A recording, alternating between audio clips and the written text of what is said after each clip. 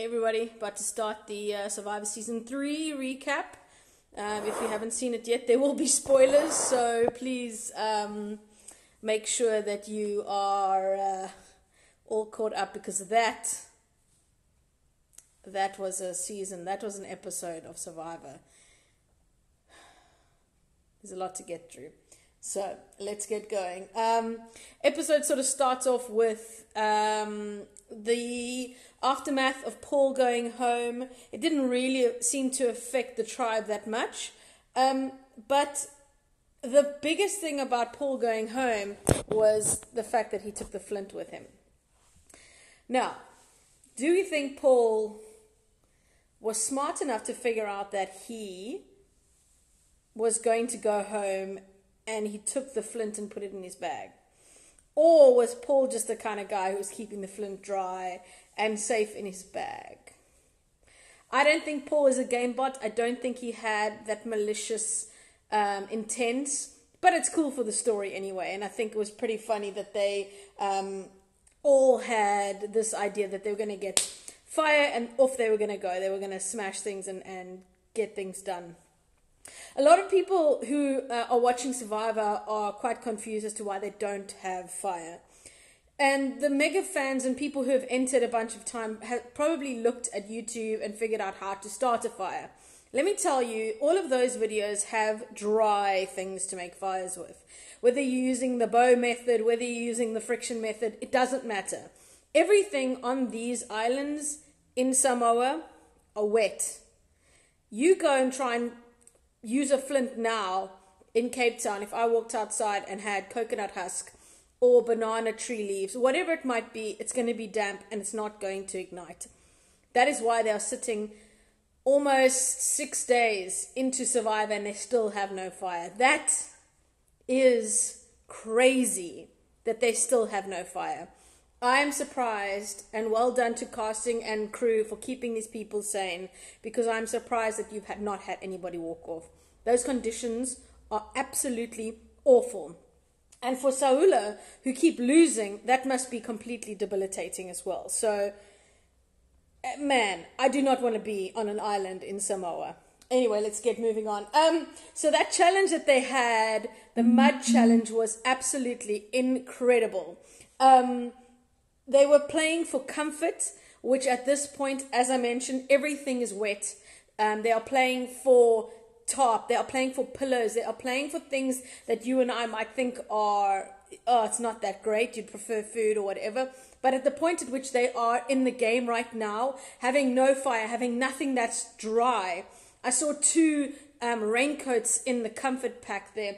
The kindling, that dry stuff to make the fire, you saw how quickly Rob made that fire. That is because the stuff that he was using to make the fire was dry. That was an awesome challenge to win. And the second team getting the top, which will make a huge difference in just how they feel day to day. It's not going to keep them completely dry. It is too small of an area. If the wind is blowing, the rain comes in at different angles. So it's a difficult one, but it is going to help. So that was a huge challenge, and I saw LaRue doing a throw out and saying that was a throwback to another Survivor from years ago in the States where they did that exact challenge. And let me tell you, we did a challenge in our season where it was also mud-based, and my biggest mistake was doing it with my t-shirt on. And I'm very self-conscious of my body, and I didn't want to show the world these things going on underneath this clothes. And I went in with my t-shirt on, and it was a huge mistake because that t-shirt was never clean again. So when I saw people going in with their t-shirts on, I thought, don't do it. Go in your underwear, man. So that was one of the things that crossed my mind when I was watching that challenge. It's cool to see our big Samoa tribe with some fire in their eyes. They seem to be on an upward trajectory just in terms of their fire and their will to fight, their will to live. I think they've got a little bit of humbleness now. They're not as cocky. They're going in, not underestimating the other tribes, and it's you can see it in them, and they have that desire to win. I would have hated to see them if they'd lost that challenge. they would have, I promise you, they would have been down and out. Going into a shuffle in the next day or two would have been completely debilitating for a lot of the players on that tribe. So I'm really happy that Saola actually managed to win the challenge, and it was super close. I know you think TV's been edited and stuff, but I have it from good authority, thanks David, who said that challenge was hair close. So that was, I mean, and you saw it. Rocco reached, Dante reached, and it was tight, which is great for when you are there and you're taking part in that challenge as well as watching it on TV. And you saw Mabo when they went back to the island to say to Dante, you know, it was that close. And watching from the sidelines, you get a good view of that. So, yeah. But as someone pointed out, thanks Loudmouth, losing makes for great TV. But I think actually it was cool TV. And the reason I say that was because Lau Mei, they obviously made it through second place. It didn't have to go. But imagine this episode with Taolo not going to tribal council. Right. Firstly, before they even get there, not only do they go to tribal council, but because Saola wins, they get to send somebody to the Island of Secrets. Holy crap. Look, the American Survivor at the moment, and I haven't watched Survivor since I was on it. It's been too difficult to watch. And I really wanted to watch this one. So going in and getting involved and getting, invested into these characters was something I was looking forward to again. And the American one is being slammed by a lot of the massive fans overseas because of the twists and turns, and it's almost not character based, and there's too many twists and turns and advantages, and everybody's got an idol, and it's just game bot after game bot after game bot. That was one of the concerns that I had with Islands of Secrets. But the Islands of Secret this week was the biggest character, the biggest plot twist in the Survivor episode. Because Tanya, if they hadn't had an Island of Secrets, that tribe would have gone to, Taolo would have gone to tribal council, and Tanya would have gone home, and we all would have known it. There would be not a lot of strategy Survivor going on. We would have had a little chat about alliances and who trusts who. But now we have this huge wedge driven into the episode where Tanya, the person who was definitely going home, gets a lifeline. We don't know what it is at that challenge. So Saola decides to send Tanya, their weakest member, to the Island of Secrets. And what that does is they don't know the dynamic on the beach, but they are thinking, if it were us, we would send our weakest member. So by doing that, they're now sending the person who they think would be voted off. They're giving them a lifeline and causing a crack in the rest of those majorities, which is exactly what it did. Now, we don't know what was going to happen when she got to the Island of Secrets. Remember, Rob had an option to wager his vote at the next tribal council for an advantage which he wouldn't have known about, or to send somebody, even himself, to the Island of Secrets at the next opportunity, which meant that two people would have been at Islands of Secrets. I got a bit of clarity from LaRue about that. So, off Tanya goes, and she gets, arguably, one of the coolest advantages I've ever seen. Now, she gets the opportunity to either go back to her tribe and attend tribal council, which if you were in a strong alliance and your vote was needed, if it was a tight, say for instance this was a 4-3 and your vote was needed, then you want to go back to the island. However, Tanya knows that she's been annoying people and she's irritating, and so people want her gone. She's on the bottom. The option for her is to skip tribal council, and they know now that there's going to be a tribe swap in the next episode. She gets to go back and choose who she wants to be with. My guess is she's going to choose Saola because they saved her essentially, and she will probably want to go back to them. So they may be sitting with somebody who they might not enjoy a company, because with their tightness that they've got going on, I think Tanya might drive a little wedge in there anyway. But it will be interesting to see what kind of shuffle is coming up. So Tanya then makes the decision to skip tribal council. And I think that if I were Tanya, she made the best decision. I'll get to a question which LaRue posed to me earlier on in the questions, and I'll get to it if it were me and I was in a strong alliance, what I would have done. Right, so Tanya then decides she's going to skip tribal council. The best thing, saves her butt.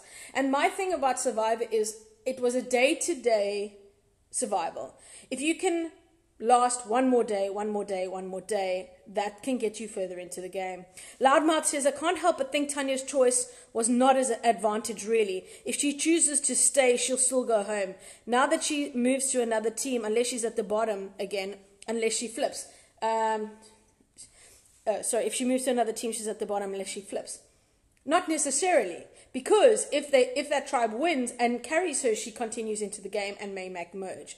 Remember that in Survivor, oftentimes the annoying person is somebody that you want there to take the attention away from yourself. It is the reason why there was a conversation on our season to take Martinez further into the game. He was not easy to live with. He was, however, somebody who took the attention away. So Tanya is what they called a shield. She's not going to win Survivor, but they can take her far enough into the game to take attention off of yourself. That is a huge strategic move in Survivor.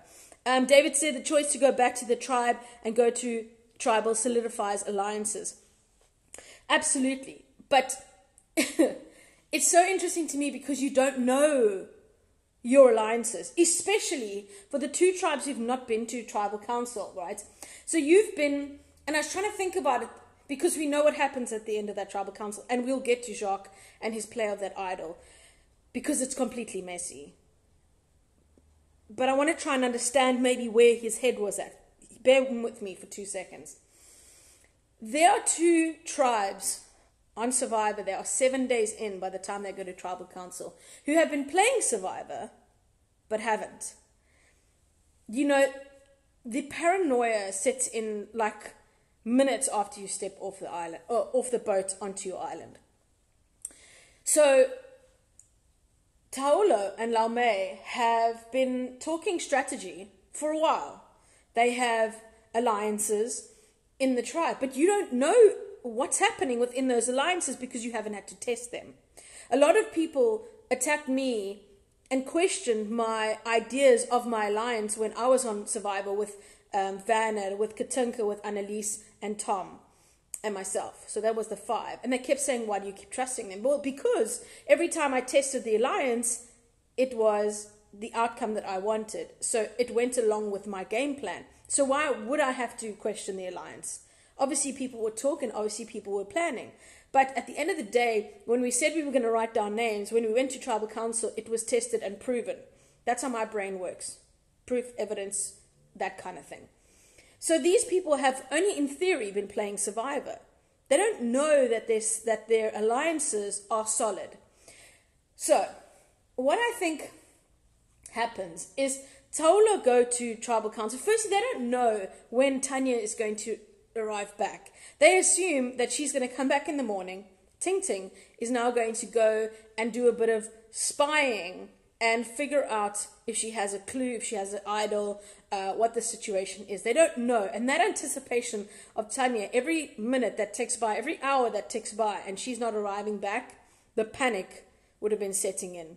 Not only the panic, but the paranoia. Remember, these people have not played the game yet. They haven't even gone to tribal council. They've not sat there. They don't know the immense pressure and anxiety that you sit in those lights right in front of your fires in front of you, and you've got Nico asking questions. You're hungry, you're cold, you have to pay very close attention to what people are saying. And then your paranoia is like, every time somebody mentions loyalty, every time somebody mentions idols, oh my gosh, if you don't have an idol, you're panicking. Because at any moment, you go to vote and somebody plays an idol. It is completely bananas to sit in that environment and it's your first one. So now Jacques is sitting with an idol in his pocket. What we've seen so far is that people are unable to keep that secret. It's too much of a secret for them to hold on to it and not tell people that they have an idol, clue, an idol. Because if you would think that somebody like Jacques would want to keep that as close to his chest as possible. Because if he hadn't told Ting Ting, and the idea and the talk at camp was that Ting Ting was going to be the one voted off, and he knew that Ting Ting was his closest ally. If he hadn't told anybody that he had the idol, including Ting Ting, there would have been no pressure, and at no point would he have thought that they were flipping on him. But he's told Ting Ting. Ting Ting now, he's got that paranoia, right? He's thinking, Ting Ting knows I have the idol. Now I'm sitting at tribal council. I have an idol in my pocket. I've told Ting Ting I'm going to play it for her. And as people are mentioning loyalty, integrity, strength of the tribe, Jacques knows, and he said it, people underestimate him. That is his life every single day. People look at him and underestimate him. So, when they're talking about strength, are they all of a sudden talking about Jacques? Are they all of a sudden talking about me? And there was a moment, and I've watched the episode twice, so I don't have like catch up or anything, so I can't like pause it and play it back, because I'm poor, because I didn't win Survivor. Sorry. There was a moment where he was marking on the tribe flag how many days they've been there, and him and Ting Ting are talking, and he says something along the lines of, I try to write it down, but he makes a point where he says, if it starts to look like they are voting me, I idle out and Quibus goes home. So there was almost this backup plan that Jacques had, that if he felt that things were starting to move in a direction that he didn't like, he would then play the idol for himself if things started to look like it was going for him. Yamin Yapi, Sapra. So, one of the questions that came through said, why the heck did that guy play his idol? What a waste. And let me post it for you. Let's see if that works. My answer to that is, your first goal is to get through a tribal council. And when things start to get a bit tumultuous at tribal, I want to read this out before it disappears. I wonder whether Meryl pointing out the strong bond between Ting and Jacques also made him worry. I'm telling you, every word at tribal council made him worry. He was starting to question everything. And when things started to talk about strength, and that's it's an insecurity of Jacques, right? He knows that he's not one of the strong guys. When they start talking about strength, what if they're talking about me? And he has a guaranteed idol to get him through to the next episode. And when they start talking, he honestly thinks that they are going to vote for him. So he gets up, he plays his idol. And you can see immediately when they start to read those votes and the Ting Ting comes up once, you can all of a sudden see that he starts to panic. You know, he knows he's made the wrong decision. And he knows that he's probably tanked his whole Survivor game. In that one moment of losing composure, of losing your mind to the paranoia. I cannot tell you how overwhelming that paranoia is. And keep in mind that they've had to keep that within themselves for 7 days. Living with that kind of pressure and paranoia for 7 days non-stop, there's no break. There is no break with that paranoia. It is constant. Then you step into it. You've all of a sudden got to play the game. You've been there for 7 days and not played the game. I try to think of an analogy for it. It's like when you're lining up for a sprint. I know what you're thinking. Jeanne, you're not a sprinter. You're right. I'm not. But I used to do sports when I was a kid. It's that moment where you geared up. You've got your sprinting shoes on. You've got your spikes on. You've got your outfit on. You've got your number on. And you're in the block and you're waiting to go. That anticipation level is here. Once the race starts, it sort of tapers off. But that moment before the gun goes off, your heart is racing. Your stomach's in your throat. That is what you are feeling in the game of Survivor until you go to Tribal Council. You don't know yet what is happening in the game. You have no idea. That's when the game starts. And this guy steps into it. And unfortunately, Jacques didn't have the BMT. And this is a guy who's watched so much Survivor. He is a game bot. Taryn, I don't want to lose your comment. It was so dumb. I even watched the repeat to see that moment. Nothing told him they were going to vote for him. His mind told him. His paranoia told him. From the outside, it's so easy to sit and say that he wasted an idol. He didn't waste it in Survivor. If you can make it to the next day, that is your goal. The goal is to make it in your next game. I don't know. It's hard. Look, I don't know Jacques personally. I've met him. He chatted to me. I watched all of his analysis of our season. He did a podcast. And he chatted to me at the finale. He was invited. And he chatted to me after. And he told me how many times the things that I did wrong to lose Survivor. And it's very easy to sit at home and to judge these people on decisions that you have absolutely no idea what it feels like to make those moves. And sometimes I was naive in my game, and sometimes it helped me, because the more you get in your brain and the more you start to overthink things, the tougher it gets. So I feel really bad for Jacques. It's going to be seen what happens to his game, but I don't think there's any way to come back from this. The upsides to this play is that an idol probably comes back into the game, oftentimes in Survivor, and we don't know this 100%. Survivor is unpredictable, but that idol probably will make its way back into the game, and Jacques knows that. So he's been amazing at finding clues and idols and stuff. And then we have to see what kind of shuffle is going to happen. They're going to be combining into 2 tribes in the next episode. This we know. We don't know how that's going to happen, because Tanya I tried to figure out what her clue or what her advantage said. It said you go to the tribe of 6, but you kick somebody out to take their place, or something along those lines. So I'm pretty sure that she's going to go to Samoa because they saved her. She's going to want to go back onto that tribe. Who she's going to kick off in her place, that's going to be tough. And what happens to Jacques? Where does he go? Because no matter where he goes, if there's one person from his tribe on his new tribe, they're going to tell people, this guy was crazy and you can't trust him, he's a shark. And then he's going to go. But, again, if you can make it day to day today and make it to merge, being at the bottom, Mike said this once, being at the bottom of Alliance is not that dangerous. At this point, being a super strong player is dangerous. Being one like Rocco, where people are petrified of going to merge with him because he's going to be so physically dominant, that he is somebody who should be panicking. But Jacques, if he can make it through to merge, he's got a good opportunity. But that's going to be really, really hard now. And he knows it, guys. He's screwed up. There's a quiz right now on mnet.co.za. There's a sort of a prediction game happening there. And one of the things is they ask, who do you think would make a fake idol? So that's my question to you. Who do you think would make a fake idol? Let's see what other... let me go back to the questions that LaRue asked me. He said, what do you think of Tanya's advantage on the Island of Secrets? And I think that I don't think I've ever seen that. LaRue, please correct me if I'm wrong, but I've never seen... I will say I haven't watched a lot of Survivor in the last couple of years, but I have not seen the opportunity to sit out tribal council before ever.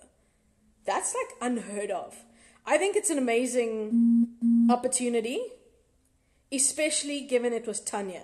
A lot of people have asked me whether that was a day-to-day plan thing, or if the fact that you knew Tanya was going to be there, that the producers made that call to use that advantage at that time.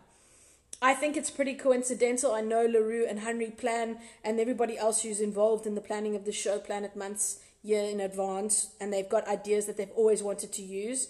So I'm assuming that would have been in place before Tanya got on there. I think it just happened to be that way. And man, it was gold. Terrence says, I can't wait to see the discussion that took place when he got back to camp. Also, what do you think is going to happen to the Strong Solar 5 with the shakeup? I cannot wait to see what Quibus is going to say when they get back to the beach, because his face was golden at Tribal Council. Absolutely incredible. So, yeah, it's going to be fun to watch that. I've had some heated, explosive after tribal moments, You can watch them.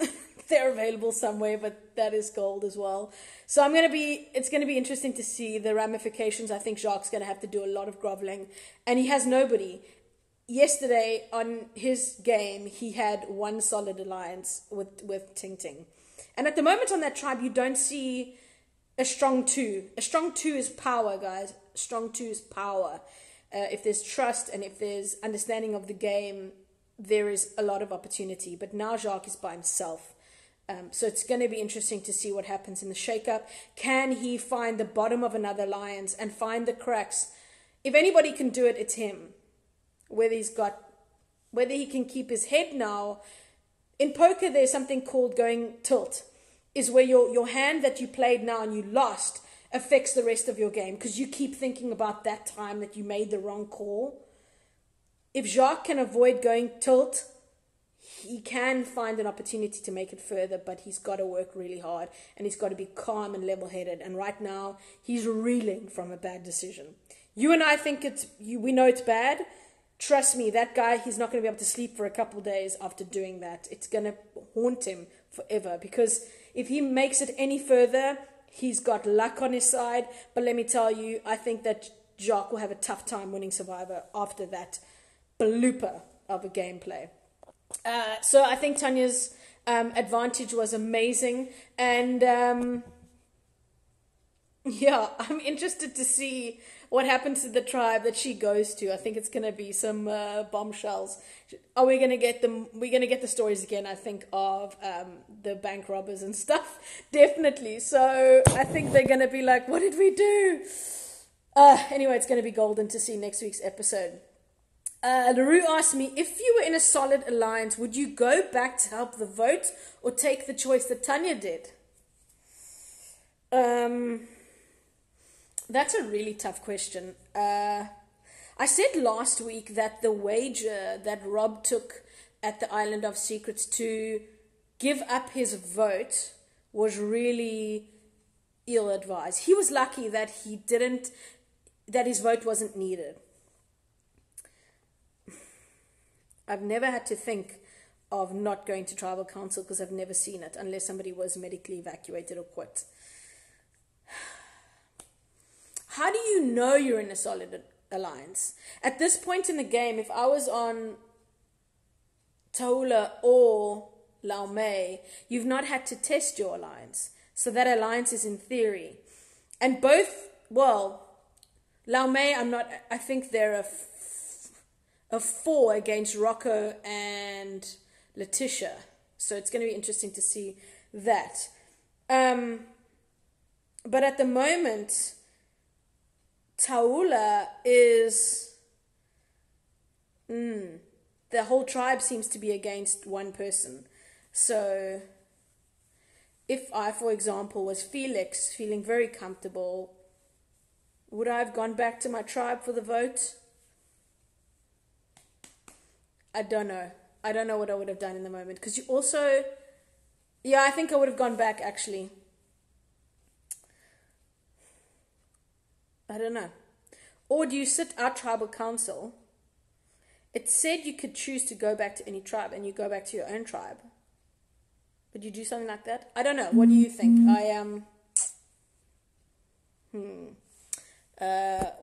Basically, somebody asked me what's going to happen to the solid 5 after the shuffle. It depends on what the kind of shuffle is. If it's like a 3-2 mix, it's all about numbers. I think those 5 will be dangerous no matter where they land up. I think they'll be loyal to one another going forward. I think Steffi's there to play and Nicole's there to play. If those two land up on a tribe together, they better be voted off. One of the two better be voted off very quickly. That Bond and Rob and Nathan, if those two land up on tribes together, danger, Will Robinson, danger. Sipe, I mean, let's go and talk about her for a second. She's having a belter of a game. In fact, let's just quickly run through. I have had pronunciation guides, by the way, on Du Rao. There we go. I apologize. I was calling you all kinds of things. Another quiet episode from him. I'm assuming he goes far into the game because we're not hearing from him. Jeffrey seems to, in the throw forward to the next episode, the paranoia is coming for him. At the moment, they have got a solid 4 lines, and you don't want Rocco to go into the merge. So you see Rocco and Maba having conversations, and you see Jeffrey start to panic. Let's see if he can keep his cool. There wasn't much focus on Lalme this week. Letitia seems to be okay. She was very worried that the chickens got free. Guys, I can't tell you how long I spent chasing chickens around an island. I had some crazy chickens on Survivor. They tasted delicious though. Mike, a very quiet episode for him as well. Maba, she had a little reflection on Rocco's win. And the other thing I wanted to talk about quickly is Rocco's celebratory dance. What do we think? Has the boy got moves? Has he got rhythm? I think it's going to be interesting to see. If Rocco can make it to merge, it's going to be... Just keep this in mind, right? Oftentimes merge competitions are aimed at body weight. So oftentimes the strong women do very well, right? And there's a lot of puzzles involved. I've never had to see Rocco individually tackle a puzzle and how he is under that kind of pressure. But if Rocco makes merge, he's got a huge target on his back. He's so athletic and essentially won that challenge at the end for them because of how tall he was. He beat Dante. Rose Lee, we heard from a little bit. She's my front runner. Come on, Rose Lee, I need some content from you, please. Nathan, he didn't cry this episode and he didn't get hurt. I think that's an improvement on his game. Nicole and Steffi are a dynamic duo. Those two are dangerous. And if somebody doesn't take them out and merge very soon, they're going to be sorry. Supe, again, I love this chick. I really am upset that I didn't include her in my fantasy team because I knew she was on the bottom and I didn't think she would make it this far. Thankfully, she's still there because I think she's golden on the show. Steffi, as I mentioned, her and Nicole are absolute dynamite together. They were very good in that challenge. And then we got Taula Quibus. Quibus is like the one-line king. I absolutely love his confessionals. When he said Tape Diem, and I thought it was Dante when I first heard it, watching back this afternoon, Tape Diem. Bro. He's sharp, that kid. I love Quibus for his facial expressions. He said to Ting Ting that he's not a strategic player and that he just is there for a number and he's just a pretty face or something, and that he needs somebody to make all the decisions for him. I want to see if that's true. We will have to wait and see. Dante, he's getting a lot more involved. He's a bit of a spicy bitch sometimes, especially when Tanya was around, but who isn't, right? So Dante seems to be somebody who's sort of stepping up into a role on that tribe, which, at the moment between Dante and Felix maybe are the ones who are... maybe in that leadership position. We'll wait and see. Meryl had quite a bit of confessionals, quite a bit of airtime in this episode. Nice to see. Cape Town girl. Definitely looking forward to what's going to come from Meryl. And then, of course, Tanya had a lot of airtime going to Islands of Secrets. I think probably making the best... I think Tanya won the whole episode, let's be honest. I know Rocco won the challenge, but Tanya won. Tanya won. Who saw that coming? Really? Come on. David is laughing at me and the chickens because he's seen that. The loudmouth says, I think the dance may have softened the target on his back. Good for morale. I did notice that in their confessions. They were saying, Rocco, he's been winning it for our tribe, going, the whole time. It's going to be, I love this. I love this show, guys. Taryn says, Rocco is athletic. Wow, my language is struggling today. Rocco is athletic, but did you see Steffi fly? Those solar chickens can get Rocco, so can Rob. Chicks can... Okay, let me try that again. Rocco is athletic, but did you see Steffi fly? Those solar chicks can get Rocco, and so can Rob. That's going to be interesting. If Steffi, Nicole, Rocco, Rob, Nathan... Dante was also flying, and Quibus. it is going to be interesting to watch that merge. So, yeah, let's keep an eye out on that. I do have one more question from somebody. Do you guys get to see that question? That is the legit question. How tough was it to be on Survivor? My season was tough. And these people, it's like tougherer. The rain, the conditions that these people are in right now, 7 days in, no fire. We had fire day 1, basically. Day 2, maybe. I think we got our flint day 2. First day, no, it was first day, I think. Our first challenge was coming off the beach. The next day, so the second day. The first day was completely dark. We had nothing. And that was hard. These people are wet 100% of the time. They have not eaten anything that has been cooked. All they're surviving on is those bananas, and y'all, did you see them? Woof. But they're going to eat them anyway. They are surviving on very little. They don't have fire. They are wet constantly. The conditions in Samoa are absolutely awful. It is tougher than anything you can ever think of. I always say to people that it's the toughest thing you will ever go through, bar losing somebody in your life or going through cancer. It is, and the problem is that you signed up for it, so you have this really weird dichotomy where you are like, why am I complaining about this? I signed up for it. But it is, and I spoke to a psychologist afterwards, and she says it's a traumatic experience that you go through. That's why when I was trying to explain the bond between Rob and Nathan and how real that is, it's because of what they're going through right now. It is a traumatic experience. It's like going to war. And that sounds completely bananas until you live it. The only people who know what you're going through are the contestants on the show. I know some of them are struggling. I've been in contact with a few of them. And it's hard now. You went through it already, so you've gone through it. Now you watch it on TV and you relive it. It is a completely unnatural experience for these people. It is the hardest thing they will ever do. It does not help, and I'm gonna be blunt here. It does not help people ripping them to shreds online. Don't be bullies to these people. They are struggling. Please, please, I beg of you, be compassionate. You have no idea the struggle that these people are going through. It is real, and it stays with them for a long, long time. I still struggle with some of the parts of it. It changes your whole life. And for people to rip them and to name them and to shame them, I'm trying to be as compassionate as I can be.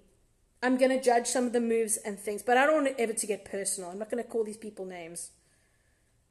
Let's just be kind to them, please. They've already gone through something terrible. They don't need people sitting on the couch judging decisions that we have no idea about. Okay? So, where was I? I think I've done everybody. That's it. I'm looking forward to the next episode. I don't know about you, but I sit down with a group of friends every Thursday. We have dinner, and then we watch, and we gasp. And we are absolutely enjoying this season of Survivor. It's incredible. And if you have any questions or whatever, I will post again on Sunday, and I will ask for questions. I think I've gone through everybody's question. Yeah, that's it. But thank you very much for watching, and it's going to be flames next week, I think. Let's keep an eye out for Jacques, and if you're a prayer person, you better pray for him, because he's in for a hard ride. Thanks very much for watching. We'll do it again on Sunday. Enjoy the episode Thursday, Mnet 101 at 7 o'clock. So, yeah, keep watching, guys. And you know what? Check out mnet.co.za. There's some really cool behind-the-scenes videos that you don't get to see. The voting confessionals. There's some cool competitions running on there as well. And I'm not being paid by Mnet to do this. I just love entering competitions and stuff. So go and do that. We'll see you next time.